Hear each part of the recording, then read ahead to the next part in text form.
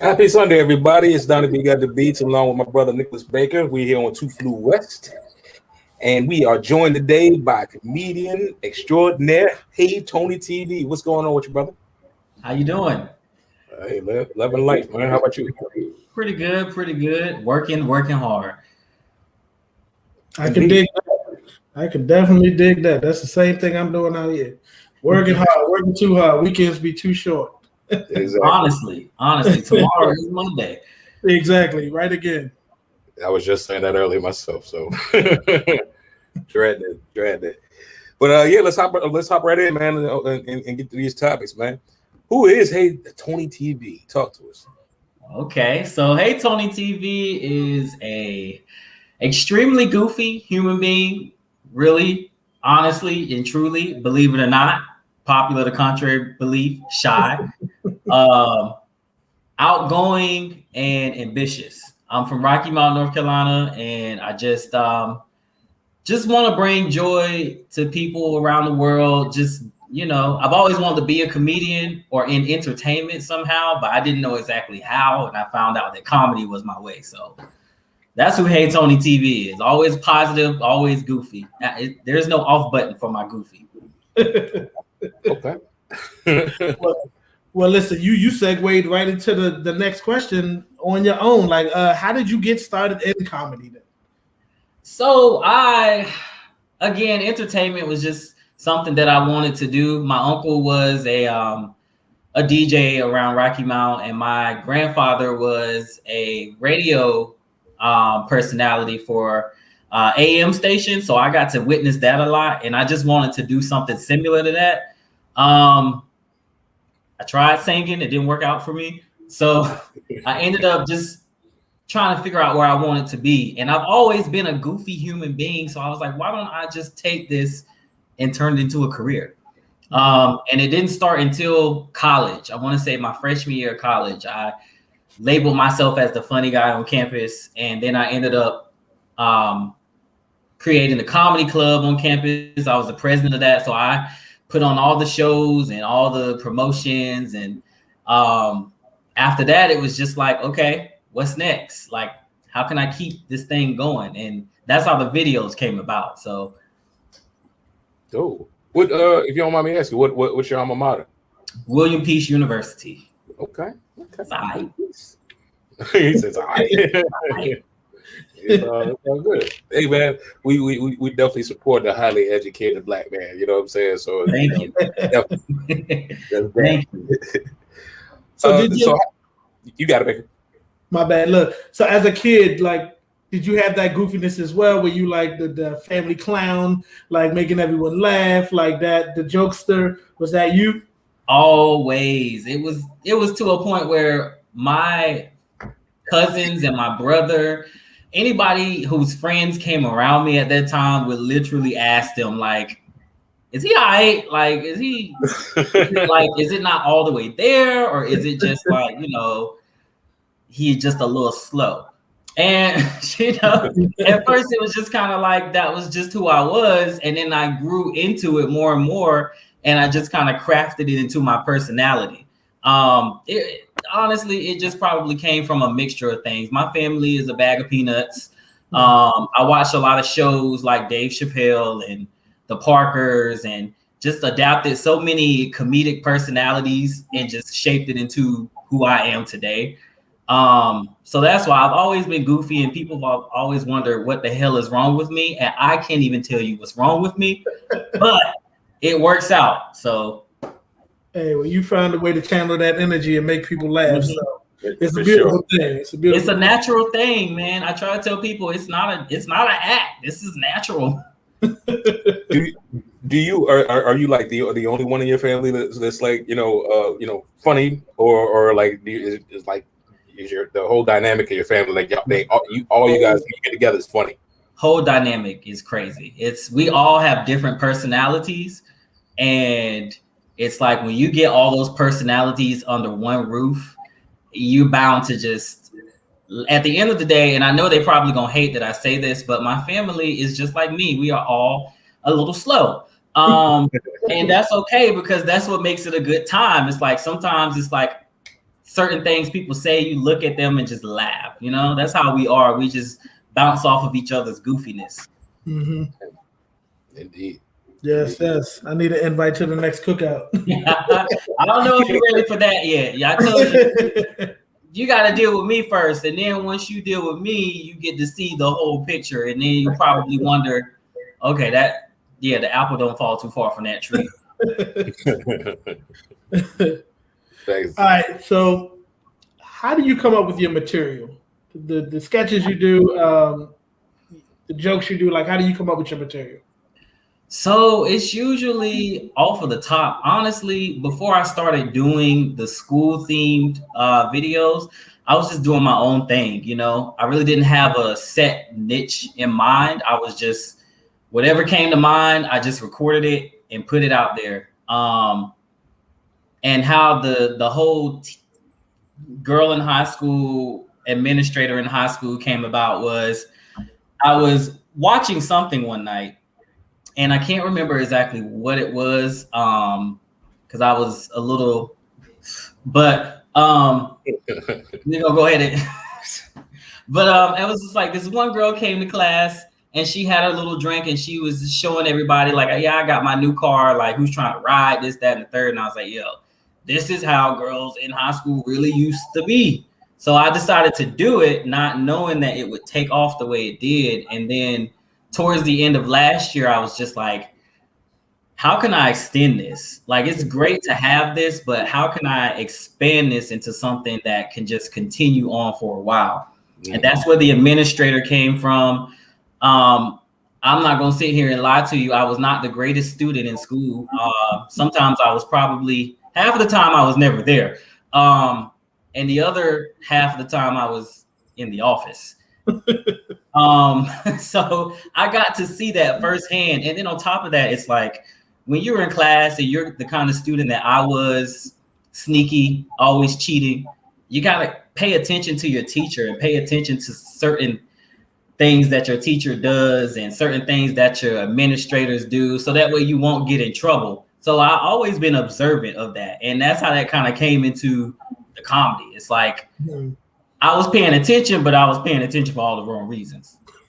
And now I have all these memories of the coach, the principal, and the girls in high school in my head. So I'm taking notes. Y'all don't even know what's coming. It's coming. Exactly. Quarter brick high is coming.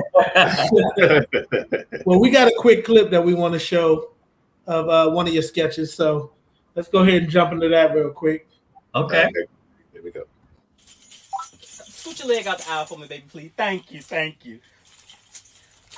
And how many people did you say was supposed to be on this bus? Because I'm only counting 24. Oh, including me and you. Can someone make sure Pam is on channel 3, please? Make sure Pam is on channel 3. Thank you. Excuse me. Now, I don't mind y'all listening to your music and carrying on and such, but not with all that swearing in it. So y'all, if you don't have any headphones, either cut it down or turn it off. And I think you're supposed to make this right where the buses are. They don't put no signs out nowhere. Ladies and gentlemen. Now, when we get off this bus, I need y'all to represent Quarter Brick High like the respectable young adults we prepared y'all to be, all right? All right. It's funny because we had administrators like that too. It's just like absolutely you nailed it too. Mm-hmm. Listen, here's the thing. Like I got introduced to you by like I work with schools and that's my normal daytime profession. So the principal, like we joke her all the time, and we started sending her these videos because she like is exactly that person, right? That the handstand, the keys, like on the walkie, like everything, and we joke her all the time. I actually told her I had you coming on the show today, so she was like laughing and just thought that was cool. So like that is hilarious because you hit all the little nuances that the administrators do.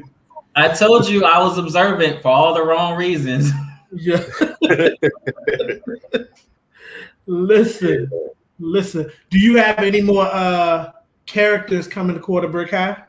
I do. I want to expand Quarter Brick High so much. And I started off with the girl in high school, and now I got the administrator, I have the coach. Up next is the guidance counselor. Everyone is asking for the lunch lady.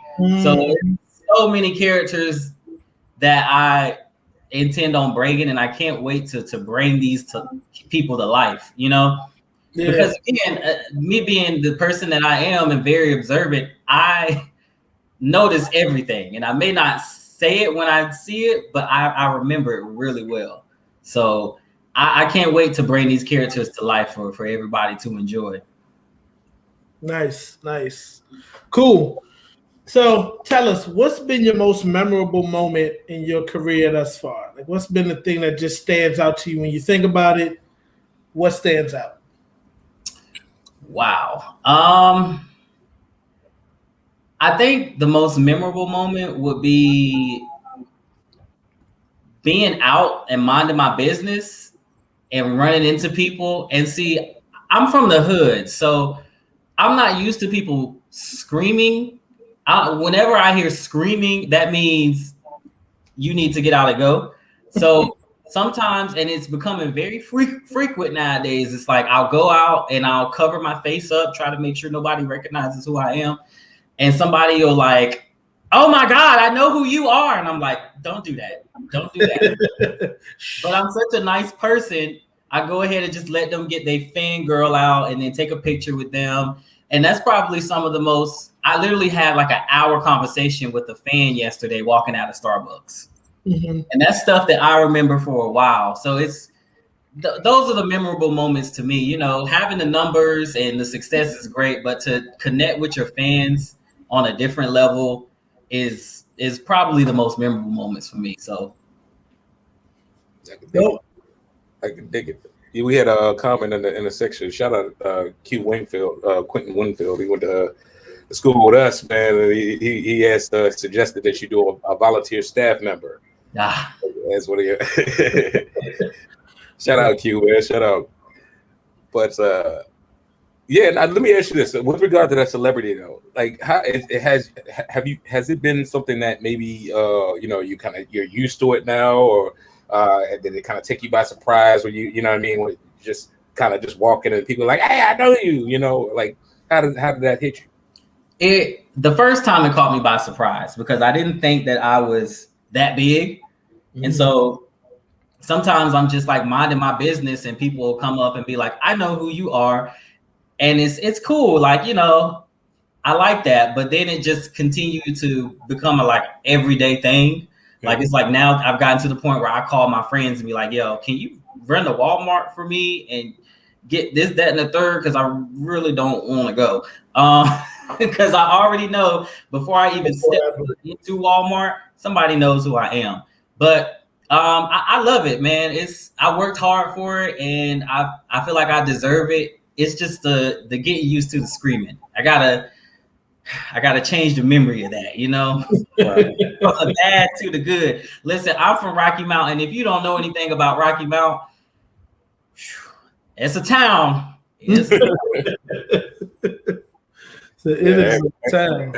I had folks from Wilson too, so I was down there quite a bit too. So I had that whole area. Yeah. News travel fast around there. Cool. Yeah, Quentin again asked, what at the end of the day made you do what you do? Well, again, I just been doing comedy for quite some time now, and I just wanted to gradually grow. I didn't want any overnight success. Like, I wasn't trying to follow anybody. I'm not the type of person to take anybody's content and make it my own just for my own gain. I like to do it myself and have a slow and steady pace with it. So I just want to be able to show people that you can do this, you can have a good time. And just, we were in a pandemic.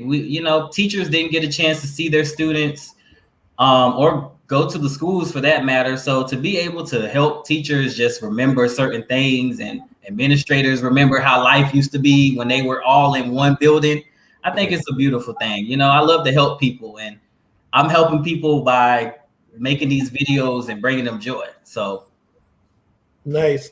I got 2 questions off of that. One, have you got any requests to like show up at a school or like do a Zoom for a school or anything like that yet? I had some conversations about it, but it never fell through. I was excited to do it, but I'm assuming they probably have to go through a lot more than just, you know, putting me on a Zoom call for a class. They probably got to talk to the principal, and the principal's got to talk to the superintendent, and the superintendent's got to talk to whoever is above him. And so it just had discussions about it, but it never fell through. So well, we might can make that happen. We'll talk about it. The other one was, so with what you said like you don't like to take anyone else's content and things like that. But with you, now that you found a niche and now that it's become like popular, how do you feel about people who imitate and take your content? So I'm okay with you doing that as long as you give me credit. Mm-hmm. I told someone the other day, honestly, I feel like Prince. I'm not flattered by the imitation. Mm-hmm. It doesn't really excite me to see it. But if you do it in a way where it's like you're giving me credit and everyone knows where you got it from, that's fine. But when it comes to a point where you take something from somebody and just try to shape it into your own and not give them credit, that is not okay with me. And that is what I have a problem with. And I've always expressed that with my fans. Like, I don't necessarily care for imitation. It's nice to have, it's beautiful to look at, but it ain't something that I really care for unless you're giving me the credit for it. No, that makes sense to me. And it's like, why? It's unnecessary. When they could just reach out to you and be like, hey, I got an idea. What do you think? Maybe we could collaborate or work together or do something. Right. I mean, right. And see, the reason I'm that way because I've had plenty of it before I did the girls in high school and the administrators. I had plenty of videos go viral, but I never got my credit for it. I see other people remake my videos and get credit for it and take off. And so it's just like when you get to that point where you just see people just taking, and at that time I was a little creator. I wasn't who I am today. I was a little creator trying to grow. So I'm just that way because I've seen it happen, and it sucks, you know? It really does suck to see someone take your ideas and take off while you're sitting here trying to grow. How did you persevere through that? Because like you said, that's got to be tough, especially when you know, like you got that one idea that's like, oh, this gonna rock. You do it, it goes viral, and then someone else does it, and like maybe it gets a bigger response or something. Like, how did you persevere through those times and those moments? I just had to keep going. It got to me at first. I'm not gonna sit here and lie. It pissed me off a lot. But I'm not the type of person to cuss anybody out because you took my videos or ideas. My mom is like my go-to. I talk to my mom about everything, and she was like, if it's meant for you, then it's meant for you. You just got to keep going. Sometimes, and this happens to everybody, you know, when you're doing good, people are going to take from you and not give you the credit. And it just is what it is. You know, you can either pout about it or you can just keep persevering and keep going.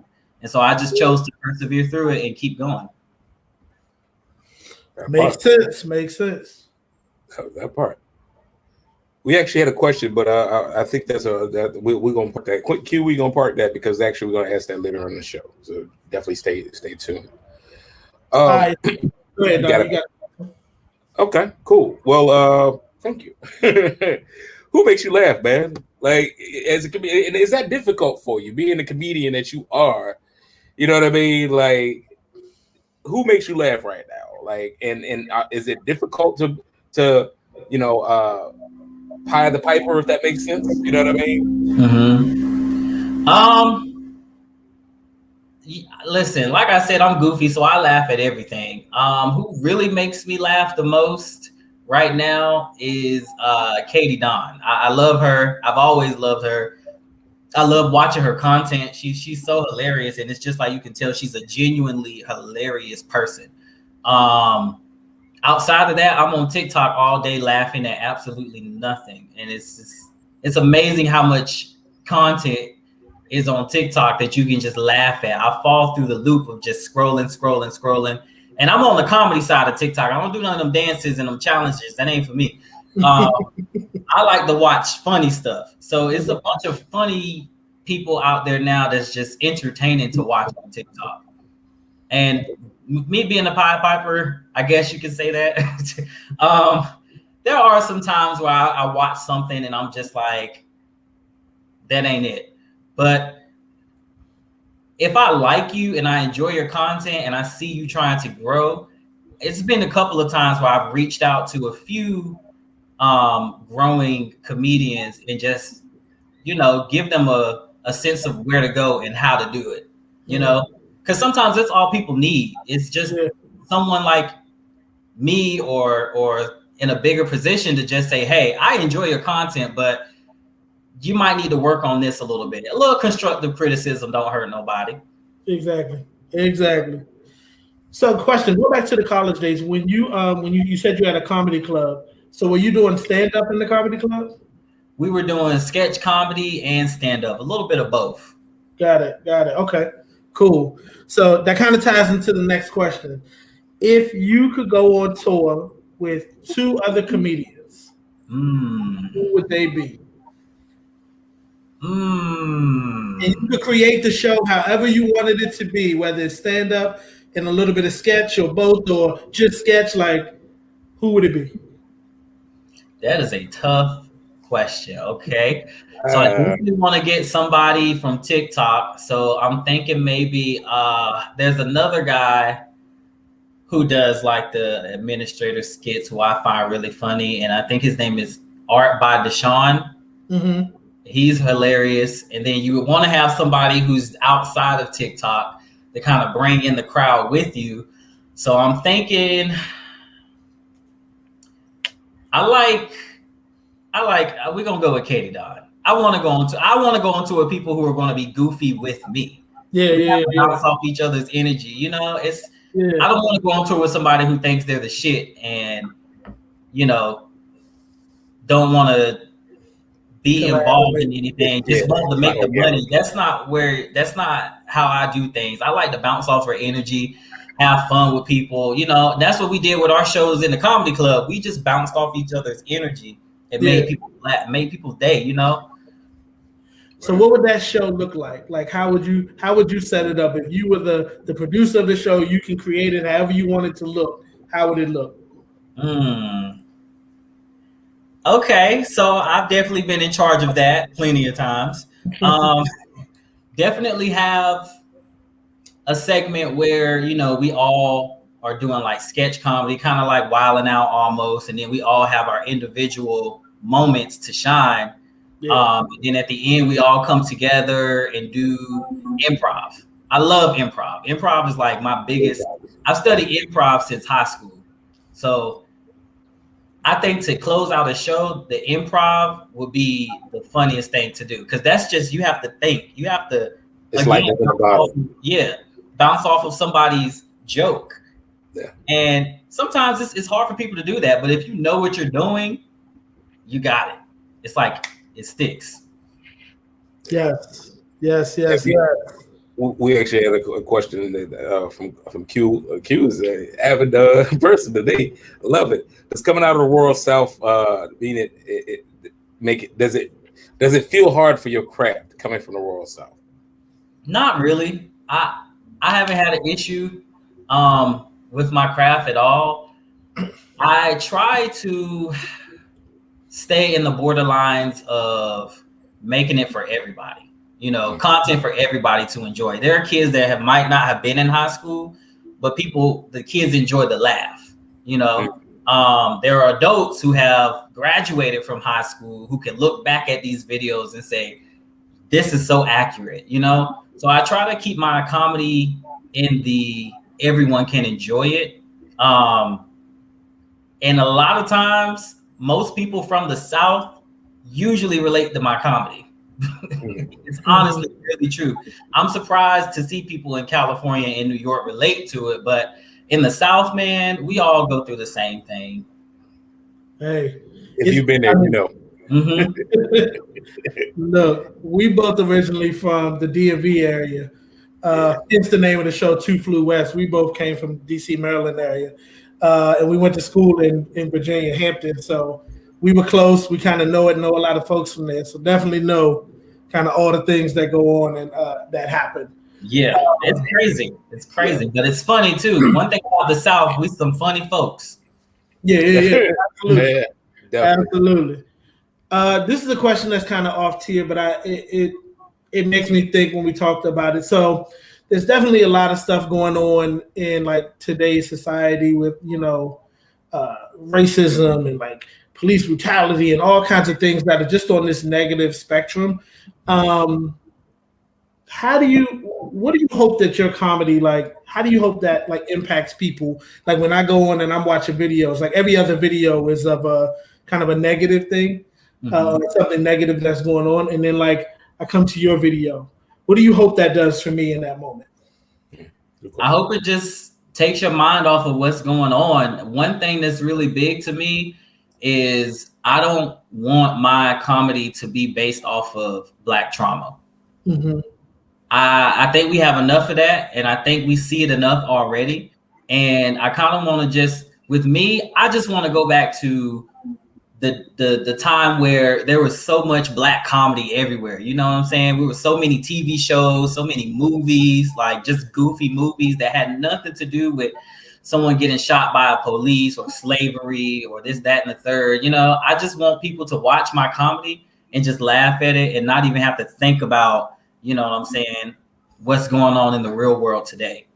Yeah. And that's real. Like I think it's definitely a need for that balance because it's hard now. Like you if you're on your phone or wherever you at looking at anything social media wise or the internet, like every other thing is something negative. You know what I mean? So I definitely think there's this huge need for the comedy, for the laughs, like especially now, especially as we're hopefully coming out of this pandemic in some way, shape, or form, and things are opening back up. Like, I think people are going to be looking for it. You know what I mean? Really want that laughter to pull us out of this. So, yeah, I wanted to ask a question too, kind of relevant to the topic. A little bit different though. Mm-hmm. How have you experienced the time? Because obviously, comedy has kind of blossomed, right? Mm-hmm. It's just like branches on the tree now. Whereas when you think of traditional comedians, it was like, Eddie Murphy stand up, you know what I mean? Blah, blah, and now it's really more open source. So like, if you funny, we finding you because the internet is connected to everybody, right?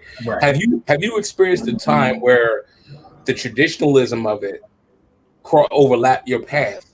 And maybe you felt, like it was awkward. Like maybe you experienced another traditional comedian who's done that circuit, and it kind of was just like, not necessarily either triumph to, as in your platform of being a comedian, or maybe they just kind of looked at you like, well, I mean, you're not a comedian. You know what I mean? Because it's like you ain't stand up. So have you ever experienced anything like that? Not really, because I've done almost every type of comedy there was. I've done stand-up, I'm doing sketch comedy and skit comedy, I've done improv. So I know a lot about comedy. And the thing about comedy now is that it has grown. You don't have to be there's so many different types of comedians. You have stand-up comedians, you have skit comedians, you have improv comedians, you have comedians who are good with like scripts and movies and TVs. You know what I'm saying? Instance, Will Ferrell. Will Ferrell did stand up and he said it sucked, but it's still a funny guy, Yeah. So you have so many different lanes of comedy now that to try and place someone in that one traditional bar of comedy is just kind of like, dude, you can't do that anymore. If someone is not okay with being on the stage and doing stand-up, but they're funny in their skits, then let them enjoy that. You're funny doing stand-up, but you aren't really good doing skits, then you stay in your lane. And it's never, it doesn't hurt to learn and try to figure out how to merge lanes. But I haven't had a situation where somebody was like, nah, you know. Yeah. I've studied it and I know how to do every aspect of comedy. That was like my main thing in college, was studying the art of comedy. So do you mind if Baker, you mind if I provide context for the question? So here's the thing too. It's funny because like maybe a year or two, like this is before the pandemic, like right on the cusp of the pandemic, right? Mm-hmm. I was a friend of mine, shout out to Joe. Anyway, he called me up, was like, "Hey, bro, like, you free? They doing a casting for a pilot for a comedy series." Okay, cool. Well, I mean, I'm free, so I went, and you know, it was like in a bar setting or whatever, and I was one of the people at the bar, just sitting at the bar, and there was like a couple other people that, you know, we were just having our own conversation because we was like, I mean, whatever. But it was very It was some very prominent people in there. One of which was an actress, and a very accomplished comedian. There was another one who's he has a huge social presence on, you know what I mean, but very well known comedian. And then there was another person who was just specifically flat out Instagram or YouTube, and they were all together in this panel. And the whole point of the thing was like people kind of just, all of these comedians just kind of just having drinks, talking about social issues, and, you know, so forth and so on. But it was like, okay, when lights was on, it was electric. Like, it was like, hey, this is dope. You know what I mean? This is the way, you know, I would love to see this with this stuff. But off camera, it was like a little, you know, like kind of like backbiting a little bit of, you know, I mean, but he ain't even really a real comedian type of vibe. You know what I mean? And it took the prominent actress, you know, a comedian, actress, for her to be like, I mean, exactly what you said. Whereas it was like, listen, you know, funny is funny. Right. It doesn't matter about, you know, the lanes and so forth and so on. If this person is known for this and bringing something good to the planet, why would you even create a scenario or situation and check that other person who's another very prominent person? Right. And it was dope to kind of see that and even really kind of look at it from that kind of lens. And so that's why I wanted to ask you, as being a person that is definitely moving and shaking and building this cloud and building this brand for yourself. Have you experienced that? That's really it. Because again, you know, not all of us are comedians. We don't travel the same path. Right. We don't know what it is. So again, sorry, I don't want to just take up all your time. I just wanted to ask that question because that's what it was. Oh, you're fine. No, I haven't experienced that. You know, it's the thing about social media now is that there are comedians everywhere. You don't have to search far and wide for a comedian. If you know your lane, you know your lane. You know, I may not be a stand-up comedian, but I'm damn sure good a skit comedian. You know, and vice versa for anybody else. So I don't like to see when people try to downplay somebody's comedic success. Just because they aren't skilled at what you do doesn't mean that they aren't funny.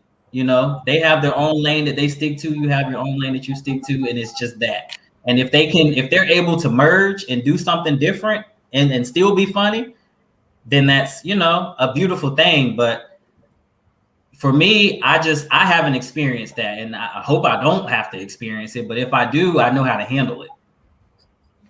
You seem like it. It's awesome. Yeah. No, that's great. Like I'm listening, and I'm listening first to everything you said about just studying comedy and understanding like so many different parts of comedy, because I think that's such a valued or underestimated thing. People think, oh, I'm funny, so I can just go do it. Like I can go, you know, do stand up somewhere, like me included. Like, you know what I mean? That's sometimes in a crowd or a group of people, I can be the funny guy, but when you think about actually getting on stage or making a video that the sole purpose of this is to make people laugh, like that pressure in itself is crazy to me. Like, you know what I mean? Because that's all it is. It's like, does this make you laugh or not?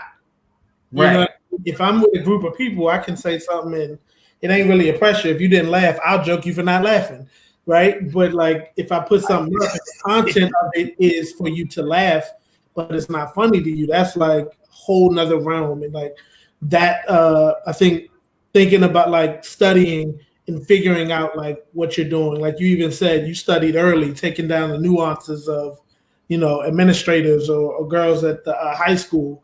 Like that was all study work you were doing, but then you took it the next step and like put it into a path. So I definitely commend you on that because like a lot of people don't go that route. Go ahead. Comedy is rough, man. You got to have a backbone for it. You can't. I tell people all the time, you can't come into this type of industry, comedy, and be soft. You have to have a backbone because somebody is not going to think you're funny. You're not going to be funny to everybody. That's just what it is. It's life. Some people think Beyonce can't sing. That's just what it is. It's life. If you come into this industry, not everyone's going to like you. Not everyone's going to think you're funny, but you have to have that backbone to just brush it off and just be like, I know what I can do and I know what I can bring to the table. You know what I'm saying? I ain't really worried about what nobody got to say about me. Either you like me or you don't. One way or another, I'm still going to do me, Exactly.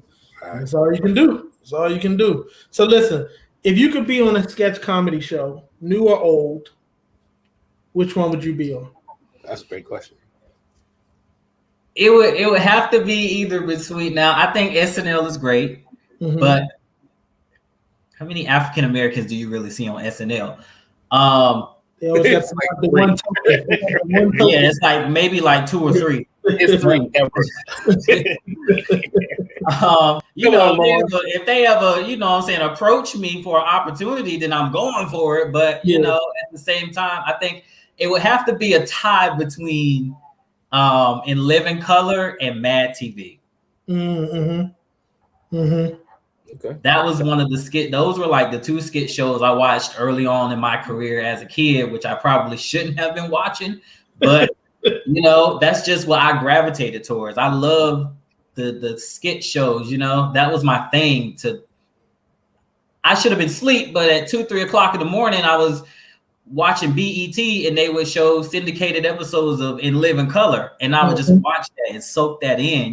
Jamie Foxx, the Wayne brothers, Jim Carrey, all of these hilarious people. Like there was not a single skit on In Living Color, maybe after like everybody that was really funny left, that was not funny. You know what I'm saying? I would love to be in that type of environment. And what that environment seemed like it was. Like I wasn't there as far as being on set, but it seemed like they all had each other's back. And like you talked about bouncing off of each other, like they definitely bounced off each other. All of them went on to have like success. And I feel like they, pushed each other for that and like were happy for each other. Not in this, like, I don't want you to get it, type of mentality. So that's just a missing vibe that I think really needs to come back. Well, Baker, what about you, bro? What's your two? What, sketch show? Yeah. Oh man, look, I don't know if I could. I gotta do more studying. See, this is what we do. No, I would say, A Living Color is definitely up there, or like Dave Chappelle show. That was a good one too. Yeah.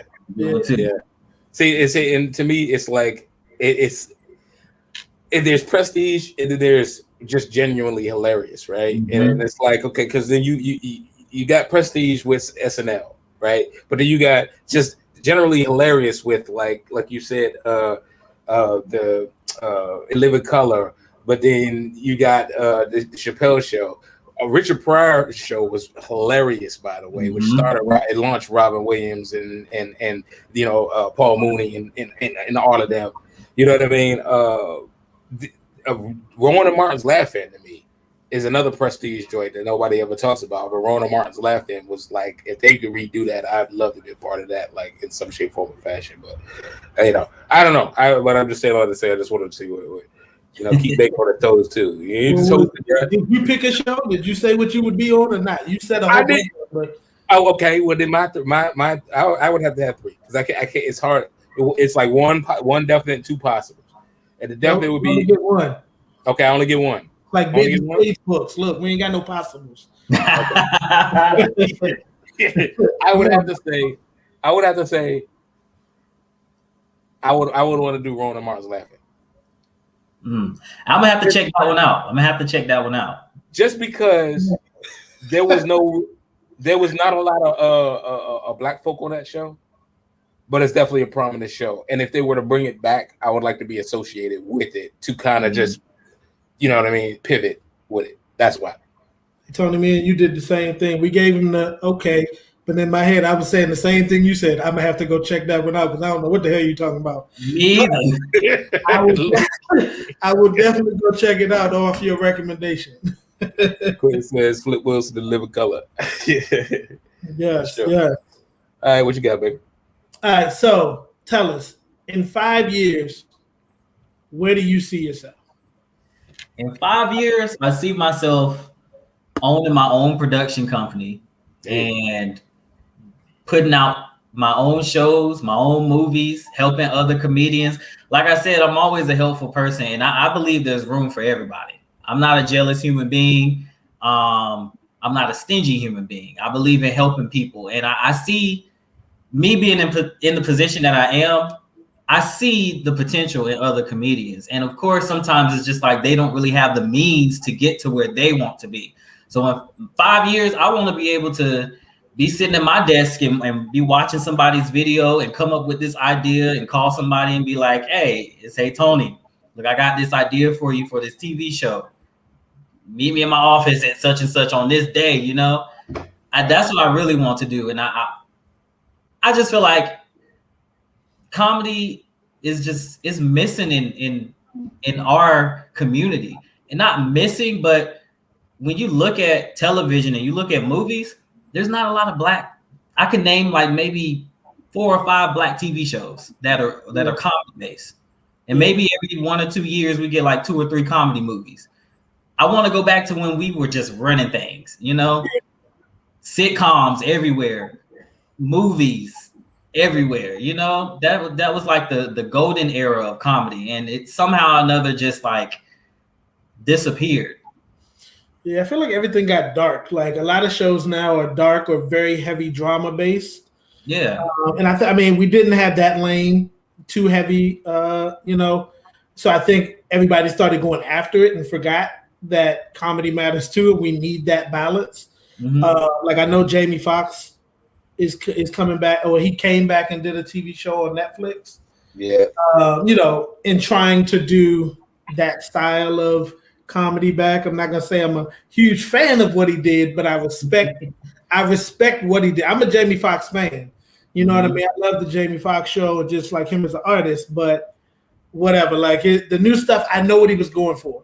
You know what I mean? You could tell he wanted to get that kind of old comedy feeling back from his show. And I think he'll figure it out. I think he's smart enough and like he's talented enough to like get it together. I think it was just like seeing it now, it feels like a stretch. Right. But I think it's necessary as well. Like it still was the #1 show on Netflix for like 2 to 3 weeks. You know what I'm saying? So I still think it's needed. So yeah, it's gotta. I definitely want to bring that back. I mean, again, as a kid and even today as an adult, I sit and watch the Parkers. I sit and watch Half and Half, Martin, Fresh Prince, and I'm just watching all these shows, and I'm like, man, I wish we could just go back to having so many shows like that, to where it was just based off of comedy, and every now and then you get like that segment of seriousness, but it wasn't like the factor point of that show, you know? Yeah. I mean, and I think it landed the message almost better sometimes. You know what I mean? Like you didn't see it coming, and then that message is there, and it's like, oh wow, okay. Rather than being on like these super serious shows, but sometimes, like again, because of what's happening in reality, sometimes you turn that stuff off because it's like, you know what, I can look at real life and see some of this stuff. I don't want to see it in a portrayal as well because I need to get away from it for a moment. You know what I mean? Right. Exactly. So, yeah. Agreed. Cool. So we got a little game for you. Okay. I know you've seen the versus battles. So we got a little thing we call 2 flu versus. So I'm gonna show you 2 pictures. and you're gonna tell me who you think it would be the winner if they were in a versus. So let's go. The first one, Martin or the Fresh Prince of Bel-Air. Just talked about it too. Okay. The Fresh Prince of Bel-Air is a classic, but Martin had just that comedic time in that. Any episode of Martin was just hilarious. So I'm gonna have to go, and I hate to do this to the Fresh Prince, but I'm gonna have to go with Martin. Okay. Donnie, what you got? I'm sorry, Fresh Prince. Easily to me. I get exactly why. I do not disagree with your statement whatsoever, but the Fresh Prince of Bel-Air is just it was groundbreaking for the time. Even if you turn back the dial and watch it now, it's still talking about issues that's still relevant today. I even saw the reunion joint, and it just did my heart good. You know what I mean? Like, again, no disrespect to the DMV homegrown Mark Lawrence and his because I love Mark Lawrence too. You know what I mean? But Fresh Prince, I'm sorry, and I mean I was just watching the basketball game. They still doing jam on it, like, and Fresh Prince made that joint relevant. You know what I mean? So it's just like it just rings in eternity to me. Like, Fresh Prince of Bel-Air is just it, yo. Like, that's it. It was a tough choice, man. I wanted to say Fresh Prince, but I had to go with Martin. I get it. Baker, what you think? I think if I'm looking at them for pure comedy, I'm saying Martin. I mean, I definitely think Fresh Prince touched on more things, so it's more like well-rounded. But like Tony said, like the timing that they had, like the jokes between Pam and Martin and all the like Eddie Murphy, and I still do those type of jokes to this day. You know what I mean? And I think about like how even Martin, how he pulled like Tisha Campbell to be his counterpart on that show from like House Party. You know what I mean? And just the ties they had to it. It was just one of those shows that every show was like hilarious. You know what I mean? The characters. I think about the fact that people still to this day dress up as, Dragonfly Jones, dang, why can't I think of the pimp name now? You know what I'm talking about. I know you're talking about. But people still dress up like those characters to this day. So I definitely got to go with Martin on this one. Okay. But, hey, they ended up being the bad boys. So true. Good save. Cool. All right. Battle of the short guys. In the case, Cat Williams or Kevin Hart? Wow. Kevin Hart, man, is amazing. He is a very smart businessman. But something about Cat Williams is just like in the first 30 seconds of watching his special, you already know that you are about to laugh your ass off. Yes. So with all due respect, Kevin, in the event we're ever in the same space, I'm gonna have to go with Cat. Okay. I'll go on this one. I have to agree with you. I definitely think Kevin Hart is one of my favorite comedians right now. I think his, again, timing, his storytelling. He has definitely a formula that he uses. Like, he has it down pat. But Cat just is like you said, like he come out on stage and make a face or do a voice or something, and it's just like instant funny. And I think he also touches on like political issues sometimes. Like, I think he has a wider range than Kevin may have. Like, he touches on a lot of those things. I got to go with Cat on this one as well. Yeah. Donnie, what you got? All right, man. Listen, I don't know. It depends on the lens we're looking at this from, brother. You know what I mean? Now, if we talk about just flat out verses and how verses is set up, I got to go with Kevin all day. I mean, it's just the numbers speak for themselves. You know what I mean? Like it's just like what they did the Earth, Wind, and Fire Isley Brothers joint. It's like, okay, at the end of the day, you hear this body work, and it's just, what can you say? You know what I mean? And like I said, I love Cat. I think Cat is hilarious. Definitely a legend. I think Kevin is a legend too. Mm-hmm. But when you look at the body of work though, and what is this person known for, and it's just like, I mean, I don't, Kevin is in the commercial with Citibank or whatever, but what's in your wallet? Like, you know what I mean? Like, where's Cat been? Like, what's in your wallet? Again, no disrespect, but Kevin's everywhere, man. And his entrepreneurship, his ability to turn water to wine with things is, I think besides Eddie Murphy, I think Kevin's he's the only other person who's able to just kind of really just create an enterprise flat out unilaterally and just have work after work after work. He's you know what I mean? Even the little joint that nobody talked about, the little the joint that was on Quibi. I don't even, that's how you say it, Quibi. Quibi? Yeah, the little show that he had that was like, it had a couple episodes of Die Hart or whatever it was. You know what I mean? Nope. Like that's another one I got to look up.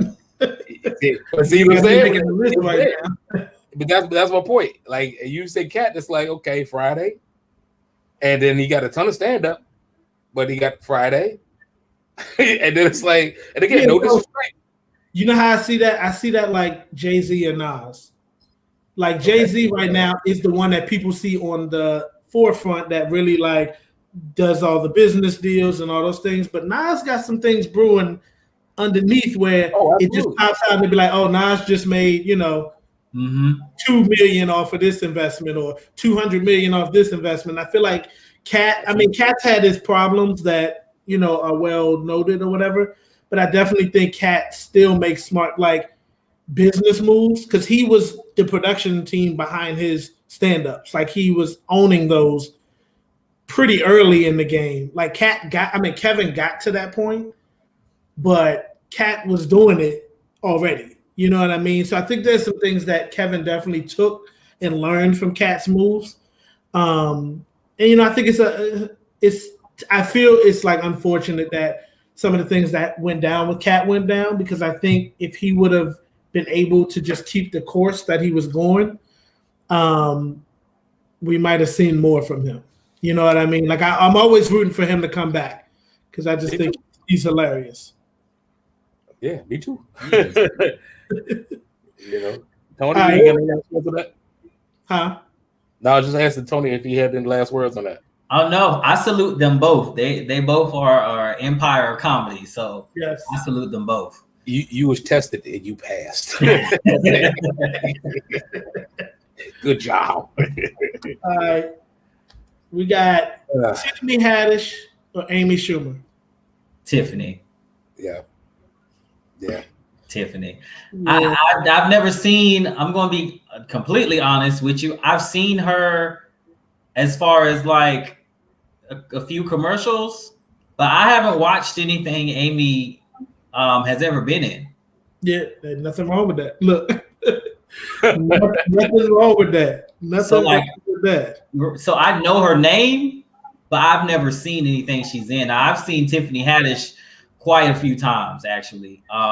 Girls Trip was her movie. They just had a star cast, but Girls Trip was Tiffany Haddish's movie. So yes, absolutely. I think I agree with you on this one.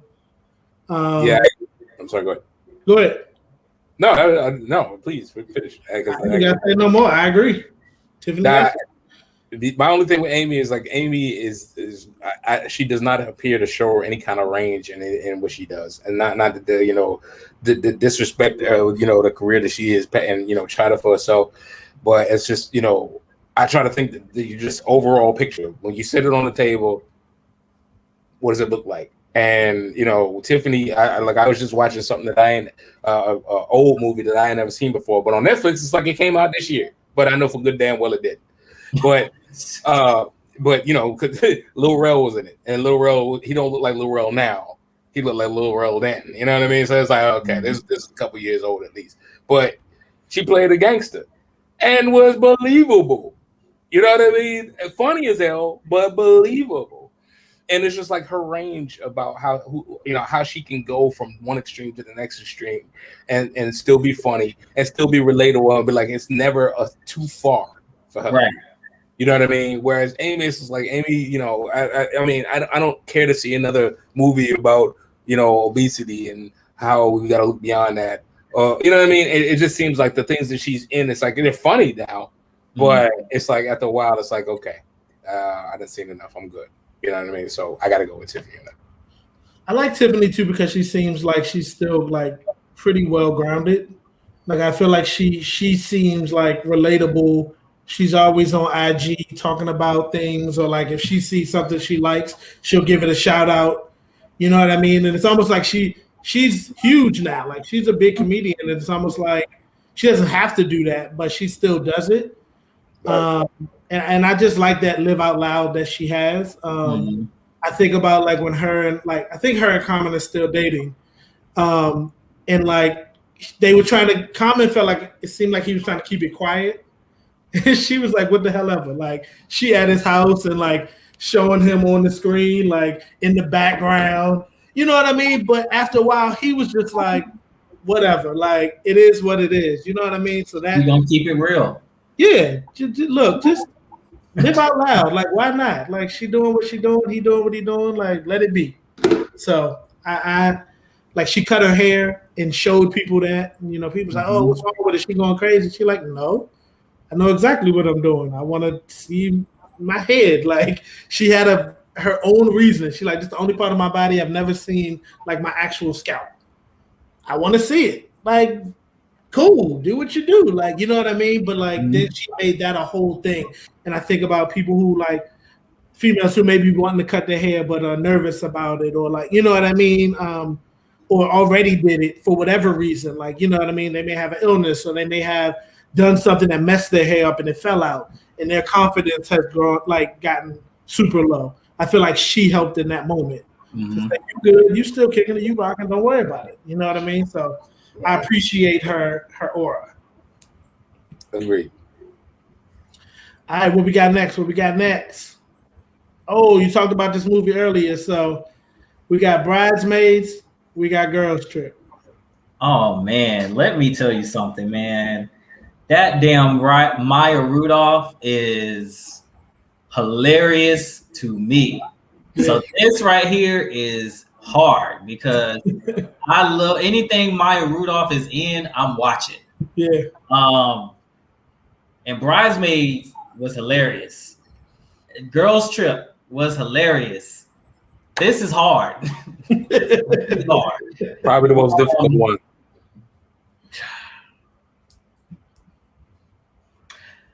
I'm gonna have to stick to the rivers and the lakes that I'm used to. I'm gonna have to go with Bridesmaids. I love Maya. She's like she's my dog, yo. She is funny. Yes. Donnie, what you think?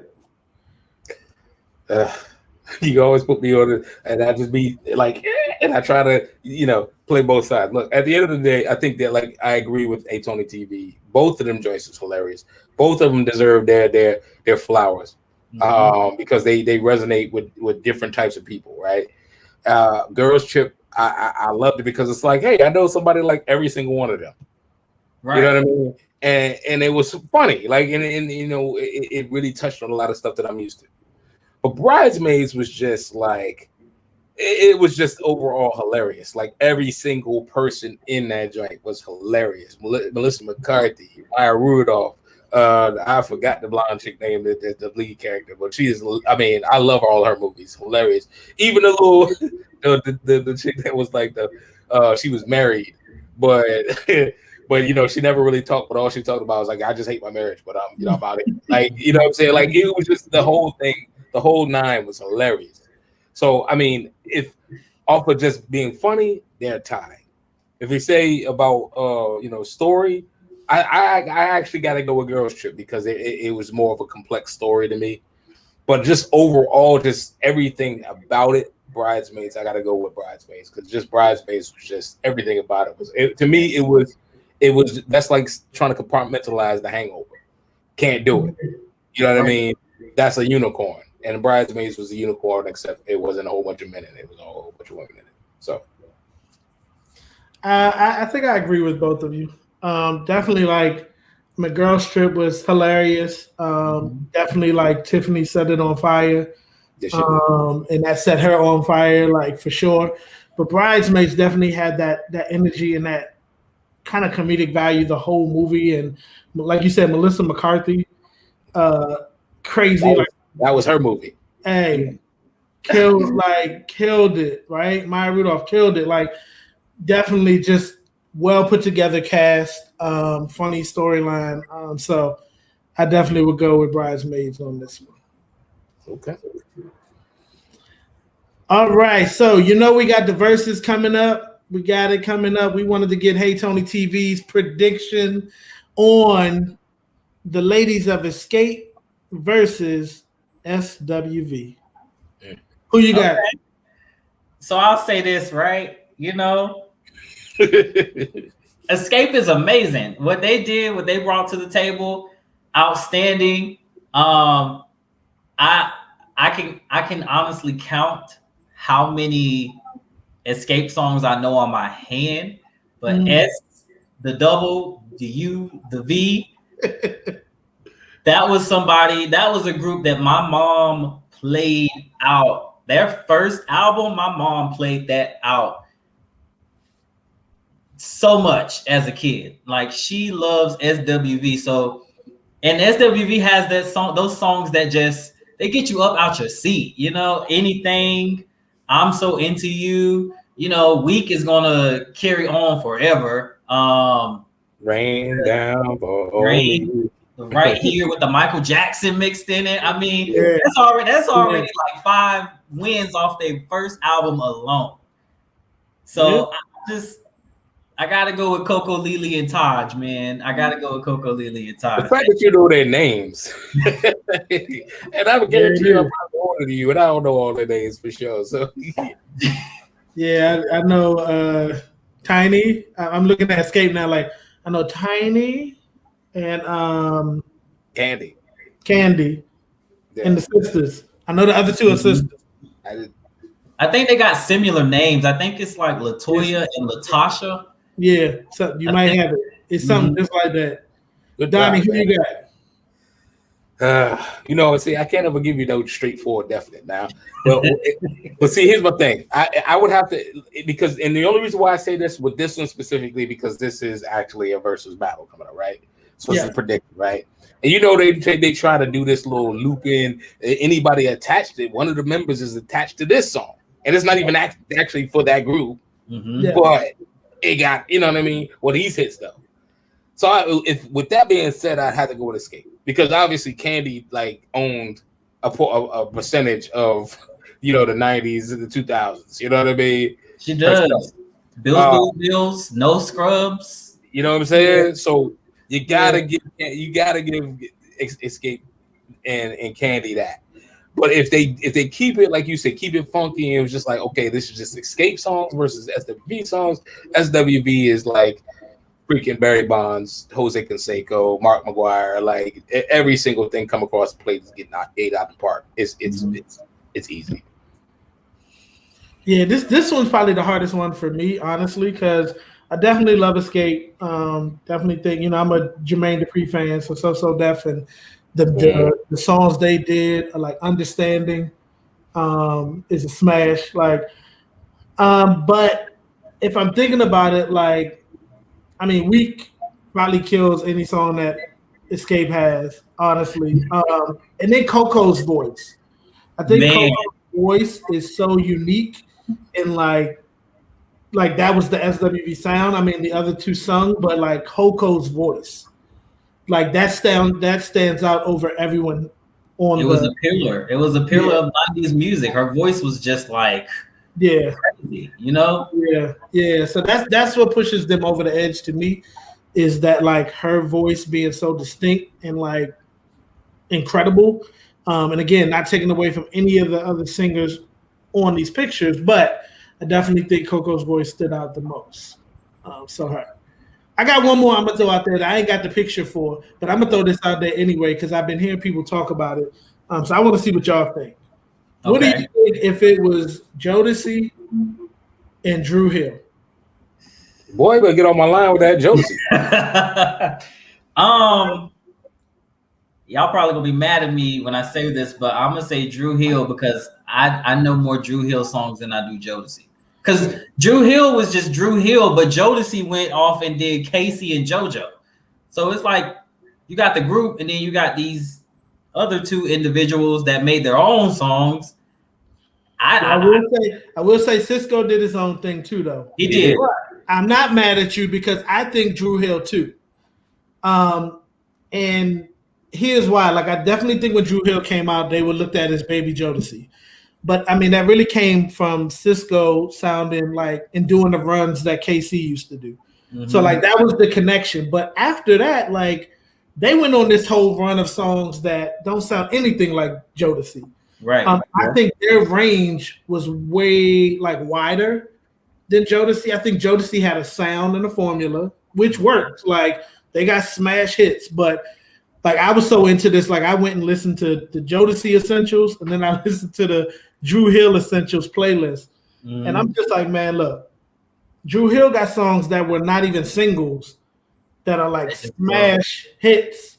I'm telling you, man, 5 Steps. 5 Steps. That's it right there. I don't know what other songs Jodeci can put up against 5 Steps.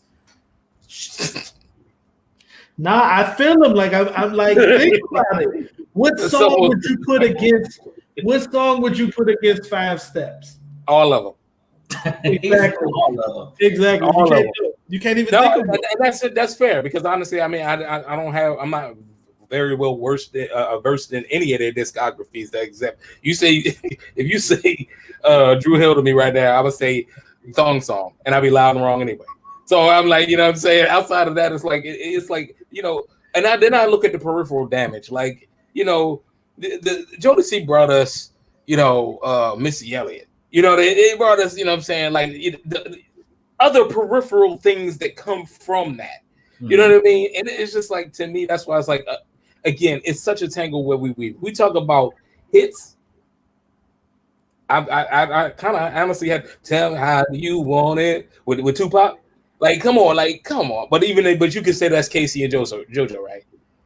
I'll give it to you. Like, it is what it is.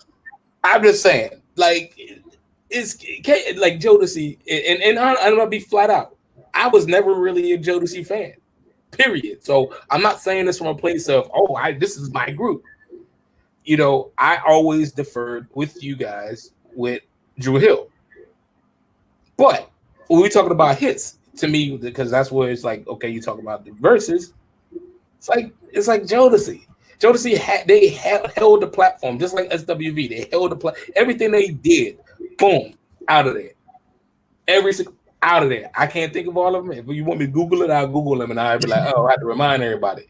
But it's like out of there. Now Dru Hill again had some joints. They had about 4 or 5 of them joints. It's like no matter what, those was conscious, like serious. It's more than that, but I hear you. Okay. I'm telling you, like even the Essentials playlist, like Dru Hill's is like 18 songs and Jodeci's was like 13. Like even off the playlist, like I'm telling you, Dru Hill just got some joints that people don't think about. Mm-hmm. It's like, oh damn, that was them too. Oh yeah, that joint go. And then you know now TikTok got that trend going on where people are doing the little bounce step to tell me, you know how they was doing in the video. Yeah. Yes, exactly. Taking it back to their first joint. Think about the remix to "Sleeping in My Bed" with the Brat and JD. Man, come on, man. Listen. Yeah, yeah, but again, but then you got to get at the Jermaine Dupri too now, because I mean, like you had Jagged Edge too, and it was basically like if Dru Hill and Jodeci had babies, it'd be like Jagged Edge. You know what I mean? I get it, and they already did the 112 Jagged Edge, so you know. We can't even talk about that one. That already happened. Yeah. But listen, I know we're getting close to time, so I want to respect it. Hey, Tony TV, what's next for you? Like, what's coming up? What's next? What can we expect? Well, I have a animated superhero film that I lended my voice to last year, coming out this year, to Facebook Watch and YouTube. I'm in the works right now with doing kind of like a teacher-esque summer break movie with a few other TikTokers. A podcast with Apple Music could be in the works, working through the nooks and crannies now. So I got a lot coming, man, and I'm just excited to be able to be doing all of this. You know, it's fun. Yeah. Awesome. Definitely gonna look forward to all those things. Make sure you let us know when they're there. And lastly, but not leastly, where can people find you online? Everything except for my Twitter is Hey Tony TV, and my Twitter is the Hey Tony TV. Got it. Well, listen, we appreciate you coming on. Congratulations for all the success that you're seeing. And definitely hope and know that you're going to see more success and reach the things that you want to reach. I appreciate how humble you are. Just total thanks to you. We try to give people their flowers while they're here, so we definitely want to give you the flowers now. And wishing you much success as you move forward. Donnie, what you got? I concur with my brother over there, man. Like, I definitely pleasantly filled with all kind of proudness and everything about everything that you're doing. You really encapsulate that administrator so well, because it's just like, yeah, I knew somebody like that. You know what I'm saying? But I mean, you got a tremendous amount of talent about you, brother. And you definitely real down to earth. I always kind of like say, it's like you like somebody I'd hang with like on Tuesday, like when there's nothing else. Hey, man, what you doing, bro? You know what I'm saying? So I definitely I root for people like that. You know what I mean? And we got a whole new fan here, brother. And I'm sure I can speak for Baker when I say you're always welcome back up to Flu West with anything new that you do. Think of us if you want to. You got something new you want to debut. We here. You know what I'm saying? And we definitely support and everything, man. Outside of that, man, just everybody, make sure you like and subscribe. Hey Tony TV, if you haven't already, please do that. Like and subscribe to Flu West if the spirit moves you. You know what I mean? But we all together, man, and we all doing things, man. We just gotta support Black and support people who's really trying to make moves and uplift the community. Share Black voices. I do and Black stories. I love that little thing on Instagram for sure. But I don't know. That's pretty much all I have to say. Tony, you got any last words? Thank y'all so much for having me. I appreciate your time. Hey, look, I saw you. I saw you battle Gabby on the stupid flow. I saw the bars. Listen, all I need is a good. I got the energy. All I need is a ghostwriter. I ain't afraid to say it. I just need a ghostwriter. Just write a little something for me. A hot 16. I might drop something this summer. No doubt. Cool. Indeed. All right. Well, you already know what time it is, everybody. Thank you for tuning in to Flu West. This is our latest edition, season 3. We are now here. We lit. You know what I'm saying? We's bona fide. But please like and subscribe if you haven't already. Make sure that you check us all out. We all have pages on Instagram and Twitter, and we do our social media thing. So stay tuned for whatever we got next. Mother's Day is coming up. We got something pretty much lined up for that, and it's going to be tremendous. Actually, celebrate Black moms, celebrate Black, celebrate moms, celebrate everybody. That's what we all about. But again, Tony TV, we wish you the best of success and whatever life has to give you, brother. You deserve your flowers. You deserve everything. And you have our support, man. Bro, all right, we're gonna let the players fly. That's it. Let the players fly.